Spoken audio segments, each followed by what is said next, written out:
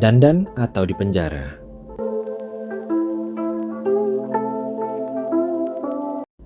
Nasib wanita Korea Utara versus Korea Selatan.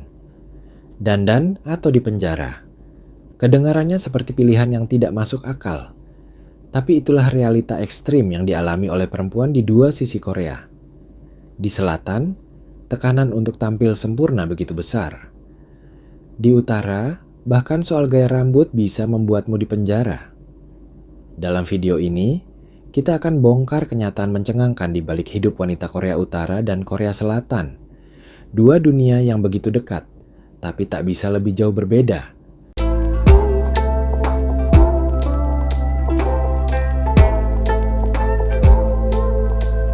Korea Utara dan Korea Selatan dulunya adalah satu negara. Tapi setelah Perang Korea tahun 1950-an, mereka terpecah jadi dua sistem yang sangat berbeda. Korea Selatan menjadi negara demokrasi dan kapitalis, sementara Korea Utara jadi negara totaliter yang dikendalikan oleh dinasti Kim. Dan dari perpecahan itu, lahirlah dua realitas wanita yang sangat kontras. Di satu sisi, wanita Korea Selatan hidup dalam modernitas, tapi tertekan oleh standar kecantikan ekstrim. Di sisi lain, wanita Korea Utara hidup dalam keterbatasan. Bahkan kebebasan memilih pakaian pun bukan hak mereka.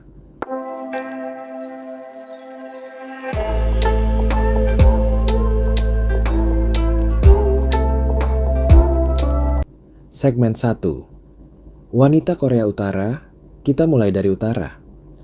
Di Korea Utara, negara mengatur hampir segalanya, dari pekerjaan, pendidikan, hingga gaya rambut.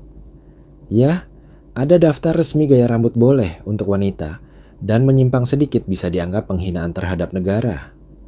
Make up dilarang di sekolah dan tempat kerja. Pakaian harus sesuai etika revolusioner. Perempuan juga tidak bisa sembarangan bepergian. Mereka butuh izin negara. Bahkan, melahirkan anak hasil hubungan di luar negeri, misalnya dari hubungan dengan pria Cina, dianggap aib dan bisa mengakibatkan pemenjaraan. Tapi bukan cuma soal penampilan. Wanita korut sering jadi korban kekerasan seksual, terutama di militer dan penjara. Banyak pembelot wanita yang bersaksi bahwa pelecehan adalah hal normal. Dan ingat, di negara ini, melaporkan pelecehan bisa berujung pada hukuman bagi korban, bukan pelaku.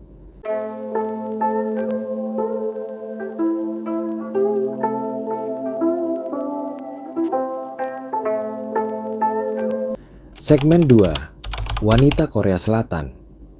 Lalu bagaimana dengan Korea Selatan? Sekilas, perempuan di sini tampak hidup nyaman, bebas, modern, berpendidikan tinggi.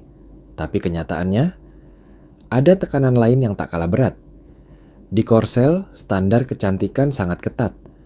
Operasi plastik bukan hal aneh, bahkan dianggap hadiah kelulusan. Wanita dituntut punya kulit putih, wajah kecil, mata besar, tubuh langsing. Dan ini bukan cuma soal penampilan pribadi, tapi juga syarat masuk kerja. Ada istilah lookism di Korsel, diskriminasi berdasarkan penampilan. Banyak wanita merasa dipaksa untuk berdandan, memakai makeup tebal, dan tampil menjual diri secara visual demi diterima di masyarakat atau lingkungan kerja.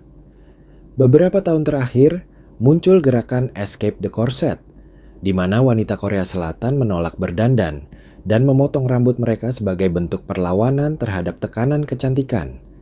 Tapi gerakan ini justru mendapat cibiran dan serangan balik dari masyarakat.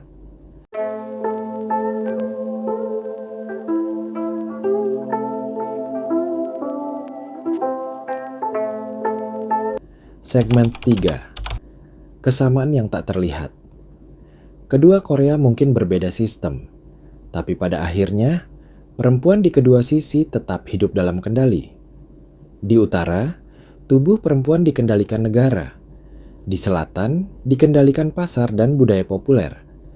Di utara, dandan bisa bikin masuk penjara. Di selatan, tidak dandan bisa bikin dikucilkan. Di utara, wanita dipaksa tunduk pada ideologi.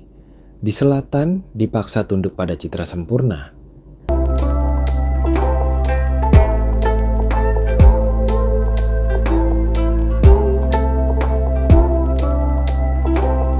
Kesimpulan, inilah ironi yang menyedihkan.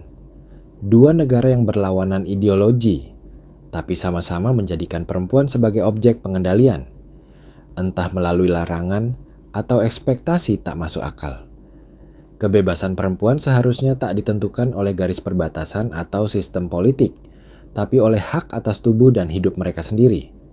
Kita bisa mulai dari hal sederhana dengan membuka mata, melihat realita tanpa bias, dan terus bersuara. Karena ketika satu perempuan dibungkam, semua perempuan kehilangan ruangnya. Like, share, dan subscribe kalau kamu setuju. Sampai jumpa di video berikutnya.